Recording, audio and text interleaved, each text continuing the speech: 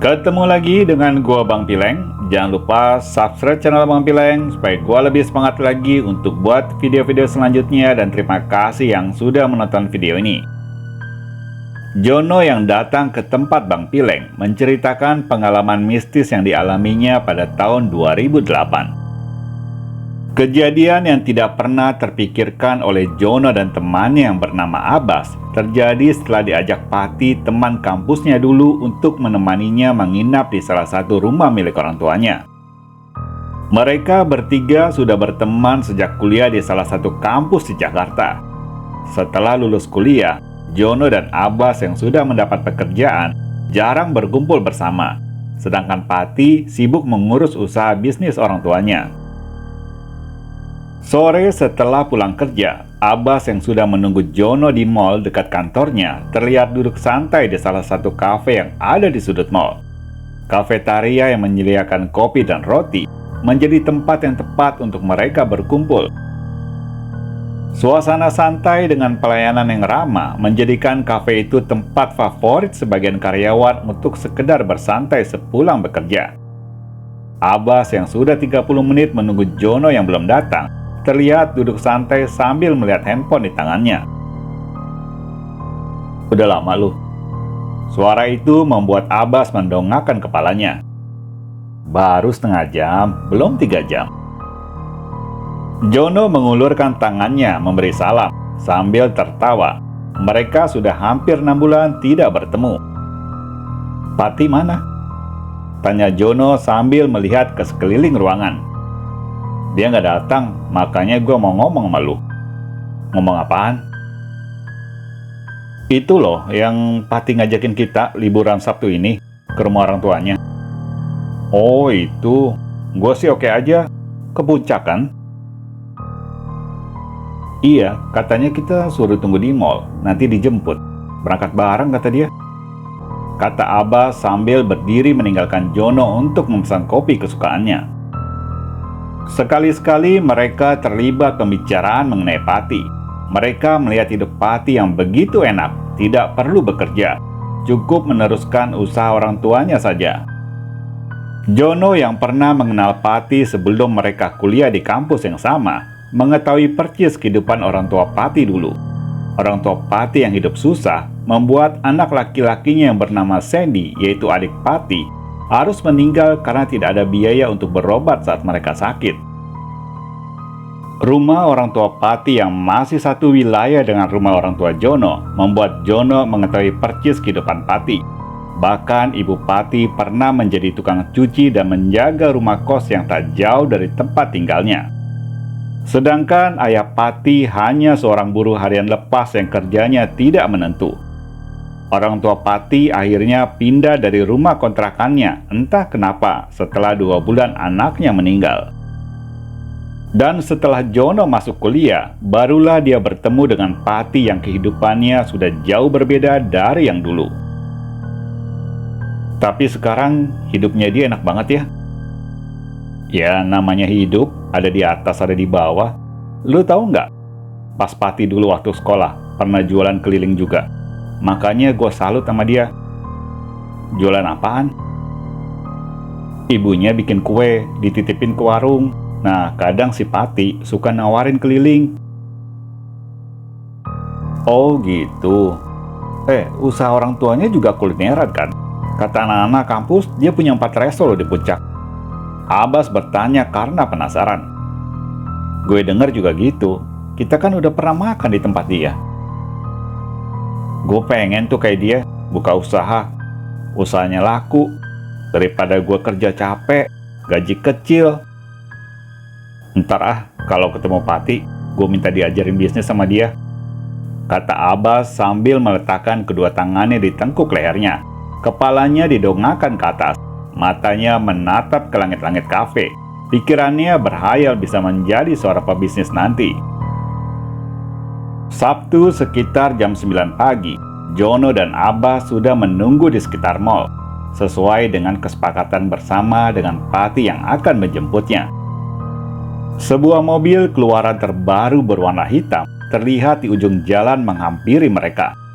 Tepat di depan mereka, mobil itu berhenti. kaca mobil terbuka perlahan-lahan. Seorang laki-laki mengenakan kacamata hitam yang seumurannya dengan mereka tersenyum dan memanggil Abbas dan Jono. Penampilan Pati yang semakin keren memberi kesan kehidupan Pati yang semakin mapan. Abbas dan Jono yang hampir 2 tahun tidak bertemu Pati sempat pangling dan terdiam sejenak melihat laki-laki itu di dalam mobil. Pati sekali lagi memanggil nama mereka. Setelah sadar kalau yang ada di depannya adalah Pati, mereka langsung naik ke mobil dan berjabat tangan saling menanyakan keadaan mereka masing-masing. "Pangling gue ngeliat lu," kata Jono sambil melihat ke wajah Pati. "Gak ada yang berubah sama gua. Gimana kabar lu? Kerja di mana?" Pati mengalihkan pembicaraan Jono. Jono dan Abbas saling menceritakan keadaan dan pengalaman kerjanya. Berbeda dengan Pati, dia lebih banyak terdiam mendengarkan cerita kedua temannya. Pati tidak terlalu banyak menceritakan tentang bisnis dan usaha yang dijalaninya, seperti ada sesuatu yang dia tidak mau orang lain tahu. Setelah beberapa jam perjalanan, akhirnya mereka sampai di sebuah villa yang besar. Villa yang terkesan mewah dengan arsitektur yang didominan kayu jati terlihat kokoh berdiri. Walaupun terlihat beberapa bagian villa yang sedikit harus diperbaiki karena nampak mulai rusak. Villa yang berada jauh dari pemukiman penduduk dan berada setelah melewati perkebunan sayur dan sangat terpencil, membuat villa milik orang tua Pati tidak pernah disewakan. Villa itu hanya digunakan untuk liburan keluarga saja. Itulah alasan yang diberikan Pati ketika menjawab pertanyaan Abbas, kenapa letak villanya terpencil berbeda dengan villa pada umumnya yang banyak disewakan pemiliknya. Mata Abbas dan Jono terlihat kagum dengan villa yang dimiliki oleh orang tua Pati. Terlebih Jono yang tahu kisah keluarga Pati dulunya. Mata Abbas memandangi setiap jengkal yang ada di villa itu. Mereka yang sudah berada di ruang tengah merapikan barang dan perbekalan makanan yang dibawanya. Pati sudah membawa persiapan makanan kaleng dan beberapa lauk yang akan dimasaknya selama di villa. "Salut gue sama orang tua lu, kerja keras sampai punya hasil kayak gini. Kita kapan ya kayak gini?" Saud Abbas menimpal perkataan Jono. Pati hanya terdiam. Tangannya sibuk mengeluarkan makanan kaleng dari dalam kantong kresek dan membawanya ke dapur. Villa dengan 2 lantai dengan anak tangga yang berada di ruang tengah membuat Jono penasaran. Kakinya melangkah menaiki anak tangga. Baru 6 anak tangga dinaikinya, dia mendengar suara Pati yang ada percis di ujung anak tangga lantai 1. "John, lu boleh naik ke atas. Tapi gue minta, lu jangan pegang pintu. Jangan pernah lu ketuk pintu itu." "Pintu yang mana?" Jono membalikan badannya. "Pintu yang ada tulisan, ada kain putih di atasnya." Jono yang mendengar itu tidak jadi meneruskan langkah kakinya. Dia menuruni anak tangga, menghampiri Pati. "Bang, ada apaan?" Pati tidak menjawab. Dia merangkul pundak Jono dan mengajaknya duduk di sofa ruang tengah. "Ntar malam, gue bakal cerita kenapa lu gue ajak ke sini. Orang tua gue nggak tahu kalau gue kesini. Tolong juga ya jaga rahasia ini. Gue mau minta tolong sama lu berdua. Tapi ntar malam aja, habis maghrib, baru gue ceritanya." Wajah Jono dan Abbas berubah seketika. Mereka saling berpandangan, tidak mengerti apa yang dimaksud Pati. Pati juga meminta mereka untuk tidak naik ke lantai 2. Nanti setelah maghrib, barulah Pati mengajak mereka untuk melihat kamar yang dimaksud. Sekitar jam 7 setelah makan malam, Pati memanggil Jono dan Abbas yang sedang ada di teras villa untuk masuk ke dalam. "Serem juga ya di sini. Sepi banget, nggak ada penduduknya. Ayah lu kenapa bangun villa di sini sih?" tanya Abbas menghampiri Pati yang duduk di karpet merah di ruang tengah. "Makanya itu, gue mau ngomong sama lu. Sekian tahun, gue pendem sendirian. Udah saatnya nih gue mau cari teman untuk tukar pikiran sama gue. Lu berdua nih kayaknya orang yang tepat buat gue. Abbas dan Jono yang duduk tepat di depan Pati menatap wajahnya dengan keheranan. Sejak kematian adik gue yang kedua dan ketiga, gue baru tahu kalau ayah gue ngelakuin. Pati terdiam, dia menundukkan kepalanya. Ngelakuin apaan? Emang ada adik lu yang meninggal lagi? Tanya Jono sambil memperhatikan wajah Pati. Pati menganggukkan kepalanya. Waktu lu masih tinggal dekat rumah gua, adik lu yang namanya Sandy kan meninggal. Terus lu pindah tuh nggak tahu kemana. Sekarang adik lu ada yang meninggal lagi? Iya, udah 3 orang adik gue meninggal. Semua tuh meninggalnya di tanggal yang sama. Itu yang bikin gue penasaran. Sampai gue tanya ayah gue. Akhirnya dia ngaku apa yang dia lakuin selama ini. Emang apaan yang dilakuin ayah lu? Tanya Abbas penasaran. Ayah gue pesugihan pocong. Kamar pesugihannya tuh ada di lantai 2. Abbas dan Jono yang mendengar itu langsung melotot dan mengerutkan dahinya. Mereka tidak percaya apa yang dikatakan Pati. Pati menceritakan semua kejadian yang dialami keluarganya, sampai kehidupan mereka seperti sekarang, kaya raya dan memiliki banyak usaha. Pati juga berniat mengajak Abbas dan Jono untuk mengetuk pintu kamar yang ada di lantai 2. Selama ini, ayah selalu melarang ada orang yang masuk ke villa itu, apalagi sampai mengetuk pintu kamar pesugihannya. Lu yakin apa yang lu lakuin nanti bakal berimbas sama orang tua lu? Bisa-bisa keluarga lu hidupnya jadi miskin lagi. Lu mau hidup susah? Gue udah siap. Apapun yang terjadi, bakal terjadi juga nanti. Hanya beda waktu aja. Adik gue kan tinggal 1. Kalau nggak gue, pasti adik gue yang bakal ditumbalin. Makanya, gue mau patahin tuh semua perjanjian pesugihannya. Gue mau patahin dengan cara gue sendiri. Kita cari orang yang ngerti soal pesugihan. Lu jangan bertindak sendiri. Cegah Jono sambil menepuk pundak Pati untuk menyadarkan kalau apa yang diperbuatnya nanti bisa berakibat fatal. Tekad Pati yang sudah bulat dan berharap temannya yang mau membantu tidak dapat dicegah lagi. Malam itu mereka bertiga naik ke lantai 2, tepat di depan kamar yang ada kain putihnya, bertulisan huruf yang mereka tidak mengerti artinya. Mereka berdiri saling berdekatan. Pati yang berada di tengah mulai mengangkat tangannya. Refleks Jono menangkap tangan Pati. Lu bener udah siap? Pati menganggukkan kepalanya. Jono melepas pegangan tangannya. Perlahan-lahan tangan Pati mengetuk pintu kamar.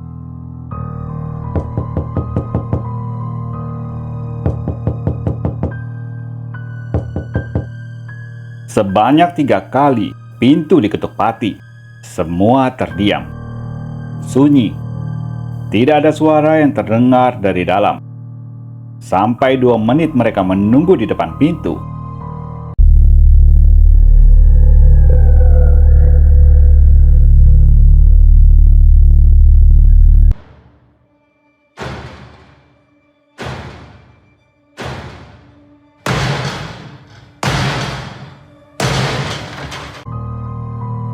Suara itu membuat mereka lari ketakutan dan menjauh dari depan pintu. Mereka saling bertatapan. Abbas yang penakut berada di belakang Jono. Entah apa yang membuat Pati menjadi berani. Dia melangkahkan kakinya mendekati pintu. Tepat di depan pintu, dengan sekuat tenaga, Pati menendang pintu. Pintu terbuka lebar. Pati langsung masuk ke dalam. Jono dan Abbas mengikutinya dari belakang. Mereka bertiga sudah berada di dalam kamar itu. Aroma kemenyan dan lembab tercium sampai ke hidung mereka. Jono menutup hidungnya dengan tangan. Mata mereka bertiga melihat ke sekeliling ruangan. "Pati, emang lu belum pernah masuk ke kamar ini?" "Jangankan masuk, berdiri di depan kamarnya aja gua nggak boleh." Mata Pati tertuju ke meja kayu berwarna hitam. Di atas meja terdapat 5 buah kotak kecil yang terbuat dari kayu. Kakinya melangkah mendekati meja itu. Dengan memberanikan diri, tangannya mengambil salah satu kotak yang ada di atas meja. Perlahan-lahan tangannya membuka kotak hitam itu. Matanya langsung tertuju ke dalam kotak. Ada kain putih yang nampak sudah kotor, tergulung di dalamnya. Gulungan kain itu diikat akar pohon yang sudah mengering. Tangan Pati mengambil gulungan kain itu. "Ini apaan ya? Coba lu buka semua kotak."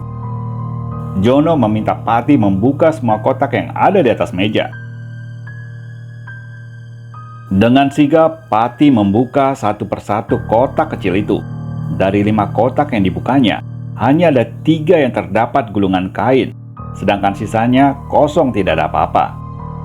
Jono mengerutkan dahinya. Wajahnya nampak memikirkan sesuatu. Pati yang melihat wajah Jono berubah, mengerutkan dahinya dan bertanya, "Lu mikirin apa, Jon?" "Coba lu perhatiin, adik lu yang meninggalkan udah 3 orang. Anak ayah lu semuanya ada 5.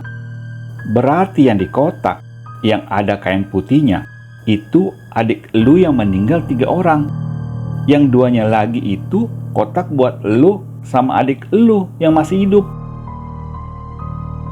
Pati yang mendengar penjelasan Jono langsung melempar kotak kayu yang ada di tangannya ke atas meja. Wajahnya berubah seketika. "Bener juga kata lu. Berarti ini kain putih. Kain..."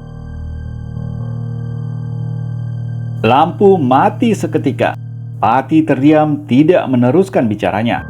Dan dalam waktu yang bersamaan, tepat di samping mereka, muncul sosok pocong tinggi besar menatap tajam dengan mata merah ke arah mereka. Abbas yang lebih dulu melihat sosok pocong itu lari meninggalkan kedua temannya. Refleks melihat Abbas lari, Jono dan Pati lari terbirit-birit ke lantai 1. Sampai di ruang tengah, dengan nafas tersengal-sengal, mereka saling berhadapan, bersiap-siap untuk lari lagi kalau pocong itu sampai mengejarnya. Sampai 1 jam mereka berada di ruang tengah, dan setelah merasa aman, Pati yang sudah bulat tekadnya mengajak kedua temannya untuk naik lagi ke lantai 2. Dengan sisa keberaniannya, mereka masuk ke dalam kamar dan membawa ke-5 kotak itu ke teras rumah. Di depan teras, Pati mengeluarkan gulungan kain putih dari dalam kotak. Sambil berdoa, Pati membakar satu persatu gulungan kain itu. Sedangkan ke-5 kotak dihancurkannya dengan palu yang ada di tangannya. Setelah semuanya hancur dan dalam waktu yang bersamaan, dari dalam villa tepatnya di lantai 2, mereka mendengar suara pintu kamar digedor dengan kencangnya. Pati menduga pocong yang tadi dilihatnya marah karena mereka telah membakar gulungan kain perjanjian tumbal ayah dengan pesugihan pocong itu. Kebesokan paginya, Pati berpesan kepada Abbas dan Jono untuk tidak mencarinya dulu, karena dia berencana untuk pergi dari rumah setelah pulang dari villa sore nanti. Pati akan meninggalkan rumah dan tidak akan kembali lagi menemui orang tuanya sebelum mereka bertobat di jalan yang benar. Pati akan bersembunyi di suatu tempat yang orang lain tidak tahu, untuk menghindar dari orang tuanya yang pastinya akan marah dan mencarinya. Pati juga berjanji kepada Abbas dan Jono, suatu saat nanti dia akan menemui kedua temannya itu. Dan setelah mereka berpisah sore itu dari villa, Pati tidak dapat dihubungi lagi melalui telepon. Abbas dan Jono tidak berani untuk mencarinya ke rumah Pati. Mereka sudah berjanji menunggu Pati menemui mereka. 1 minggu setelah kejadian di villa, malam sekitar jam 9, Jono yang sedang rebahan di atas ranjang mendengar suara adiknya memanggil dari depan pintu kamar. "Kak, Ada temannya yang nyariin. Siapa? Namanya Pati katanya. Jono langsung loncat dari ranjang mendengar nama itu. Dengan tergesa-gesa, dia berlari ke teras rumah. Tepat di depan pintu ruang utama,